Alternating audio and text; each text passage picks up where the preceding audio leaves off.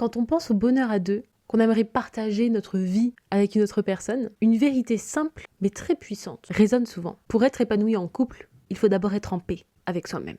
Mais qu'est-ce que cela signifie réellement ? Comment notre relation avec nous-mêmes influence nos relations amoureuses ? Est-ce qu'être bien avec soi-même certifie d'être bien dans sa relation future ? Hello à toi, comment tu vas ? C'est Cyrielle et bienvenue dans ce podcast, Une pensée à voix haute. Un podcast dans lequel on développe et on maintient une bonne relation avec soi-même. Eh bien oui, évitons tout suspense, être bien avec soi-même avant d'être en couple va être bénéfique dans tous les cas. Car être célibataire, c'est clairement la bonne occasion pour s'investir davantage sur soi. Puisqu'au lieu d'investir ton temps et ton énergie et dans une relation avec toi-même et dans une relation avec une autre personne, tu consacres, tu focuses la majorité de ton énergie, de ton attention, de ton investissement dans le bien de ta relation avec toi-même. Lorsque tu es dans une dynamique d'épanouissement personnel et de développement de soi, évidemment.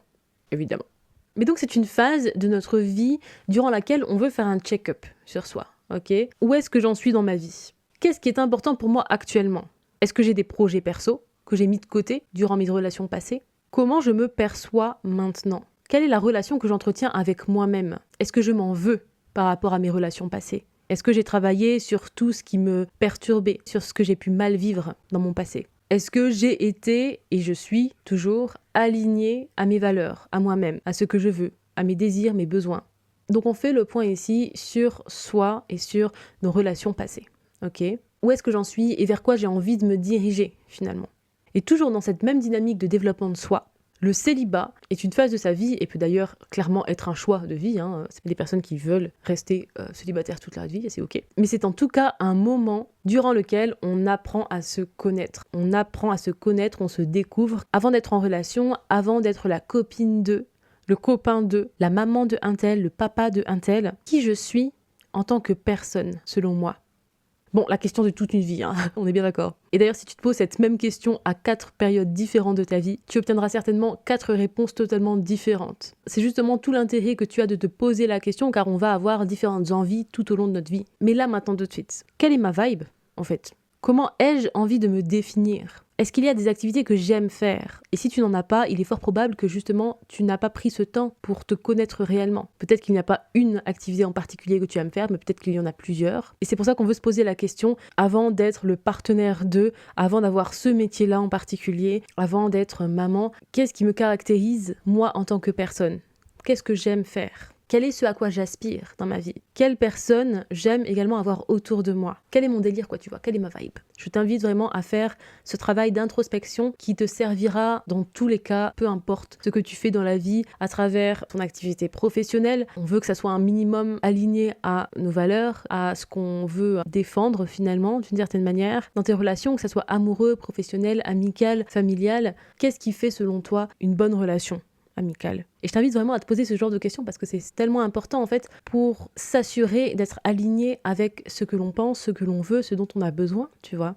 Donc oui, être bien avec soi-même avant même d'être en couple est bénéfique car cela t'offre l'opportunité, l'occasion de te concentrer sur toi-même, de faire un check-up encore une fois sur ta vie, sur tes aspirations, de te poser ces questions cruciales sur tes valeurs, les projets, ce qui t'est essentiel à ta vie, la relation que tu entretiens avec toi-même. Est-ce que je suis connectée à moi-même ? Ou au contraire, est-ce que je vais prioriser les autres ? Est-ce que je mets l'autre sur un piédestal ? Et est-ce que moi, au contraire, je vais me mettre un petit peu plus de côté, tu vois ? Comment tu envisages ta relation avec toi-même ? Donc durant cette phase de célibat, et d'ailleurs j'ai envie de dire célibat ou pas, tout le monde peut faire ça et ça sera dans tous les cas bénéfique pour tous, ok ? Mais c'est une phase durant laquelle on va apprendre à se connaître en profondeur, explorer ses goûts, définir ce que l'on est indépendamment des rôles sociaux et des relations. C'est vraiment un temps précieux pour se recentrer davantage sur soi après une relation et s'épanouir en tant qu'individu finalement. Parce que développer une bonne estime de soi et avoir une compréhension claire de ses besoins et de ses désirs personnels peuvent faciliter la dynamique d'un couple par la suite. Parce qu'une personne qui connaît ses désirs, qui connaît ses besoins et qui connaît également sa valeur, qui a une bonne estime d'elle-même, elle va être capable de communiquer de manière claire ses besoins, ses désirs et poser les limites là où il faut en poser. tu vois. Ça sera même pas une question, ça sera automatique, quoi. Ça sera naturel pour elle, en fait. Donc évidemment, elle fera attention à ouvrir les portes de sa vie à quelqu'un qui va partager les valeurs fondamentales qu'elle a. Elle va davantage s'ouvrir à une personne qui la respecte. Et c'est même pas une question, finalement, ça se voit tout de suite, quoi, tu vois. C'est même pas envisageable pour elle de se mettre en couple avec une personne qui ne la respecte pas, qui ne l'écoute pas, qui ne la considère pas, tu vois. Donc ici, on réduit clairement les malentendus, les conflits dans le couple parce que justement, chaque partenaire sait ce que l'autre attend et ressent puisque cela a été clairement communiqué finalement. Et donc lorsque chacun a une bonne estime de soi, les deux partenaires vont être moins susceptibles de chercher une validation constante chez l'autre personne. On a une relation plus équilibrée où les deux partenaires peuvent s'épanouir individuellement et ensemble également, sans dépendre excessivement de l'autre pour exister. Donc lorsque j'ai une bonne relation avec moi-même, je vais davantage me respecter moi et les autres. Dans une relation, le respect sera mutuel, encore une fois. Chacun va valoriser l'autre, va reconnaître ses qualités et ses efforts, tu vois. On veut ce respect, ok ? Ce respect qui est essentiel pour une relation saine et durable. On ne veut pas, voire plus, être dans une relation où on ne se sent pas respecté. Et c'est d'ailleurs important que tu saches ce que tu veux dans un couple, et d'ailleurs on en discutera dans un autre épisode de podcast consacré aux personnes qui ont peur de retomber dans une relation qui ne sont pas bonnes pour elles, ou pour les personnes qui se sont comme ça forgé une carapace durant leur célibat, et qui ont du coup peur pour leur partenaire qu'ils subissent les erreurs de leur passé. Bref. Abonne-toi évidemment pour ne pas rater cet épisode. Bon, on veut également retenir qu'une personne qui connaît ses limites, qui connaît ses besoins, va être plus apte à repérer les signaux de comportements malsains, tu vois, et justement à gérer les comportements malsains, que ce soit les comportements des autres, comme les siens, tu vois, comportements toxiques qu'on appelle comme ça. Donc elle va pouvoir repérer les signaux et poser des limites claires pour s'assurer que la relation reste la plus saine possible, positive et constructive. Ok. Bon, évidemment, plus je vais m'écouter dans mes ressentis, dans mes désirs, dans mes besoins, plus je vais être apte et je vais pouvoir comprendre les ressentis et les besoins de l'autre personne. Donc ça facilite aussi les compromis, car chaque personne sait ce qui est essentiel pour elle et elle sait sur quel point elle peut être flexible, ce qui est aussi important pour une cohésion harmonieuse.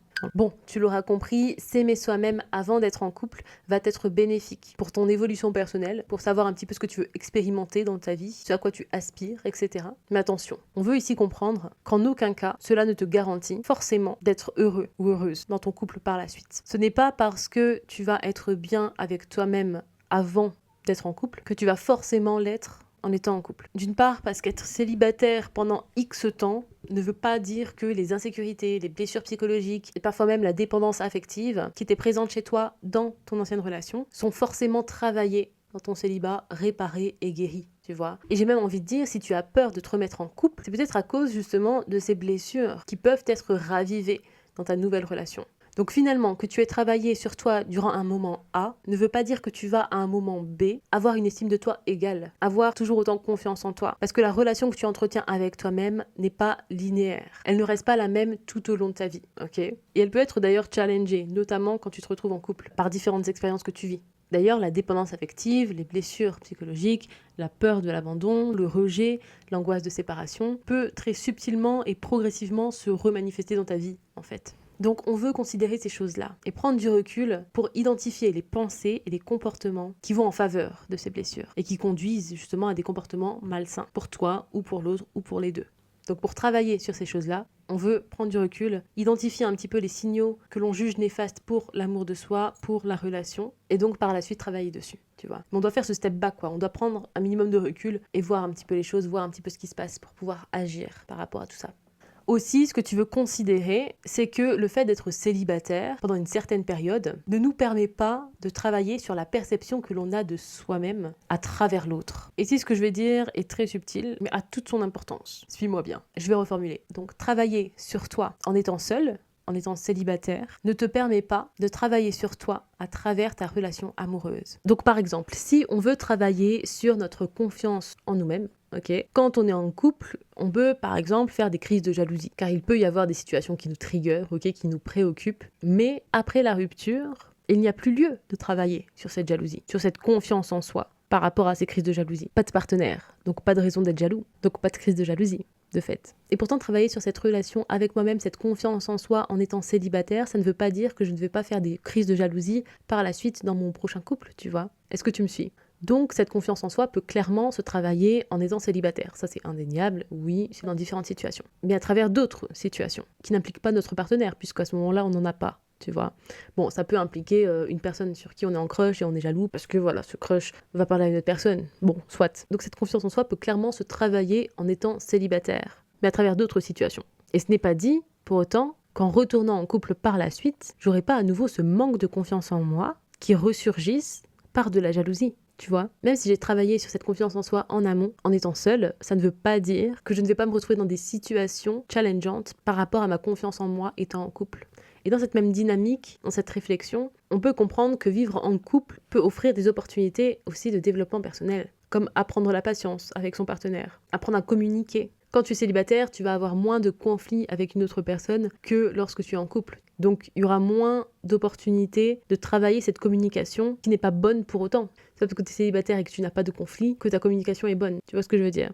Et donc, finalement, travailler la communication en étant en couple, c'est aussi une manière d'apprendre à communiquer de manière générale, en fait. Comme je le dis très souvent, voici les faits, voici la situation qui me préoccupe, je ressens telle chose. Toi, qu'est-ce que tu ressens par rapport à cette situation? Quelle solution on peut trouver ensemble pour régler cette situation et qu'on soit tous les deux satisfaits dans nos désirs et nos besoins respectifs, tu vois. Donc encore une fois, évidemment, ces expériences donc de compromis, de communication, d'apprendre la patience par exemple, peuvent et sont vécues et expérimentées dans la vie d'un célibataire aussi, à travers nos interactions sociales en fait, et nos relations amicales, familiales, etc. Mais elles sont souvent plus challengeantes dans les relations amoureuses. Parce qu'ici, les relations amoureuses nécessitent un engagement émotionnel unique et intense, très profond.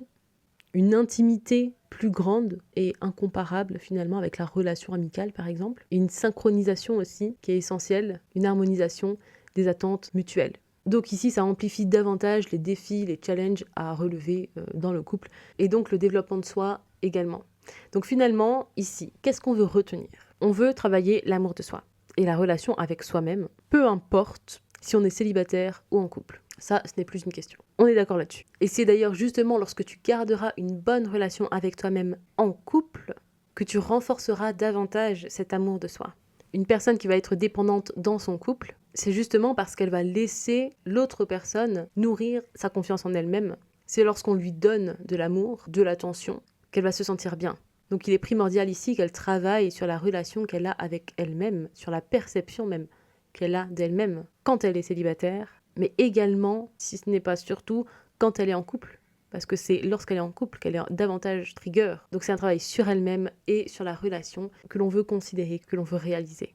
Donc dans un prochain épisode, on s'attardera davantage sur une question qui revient souvent après un travail sur soi durant une période de célibat. Comment ne pas faire endurer à l'autre personne mes relations passées, ma nouvelle indépendance depuis mon célibat, et donc m'autoriser finalement à être bien en relation. Si tu as déjà des petites idées, n'hésite pas à les mettre en commentaire. Et en attendant le prochain épisode, je t'invite d'ores et déjà à écouter celui qui parle de s'aimer soi-même en étant en couple, qui te donne déjà pas mal d'infos et des pistes de réflexion. C'était Cyrielle, je te remercie d'avoir écouté cet épisode de podcast et je te dis à très vite. Ciao ciao.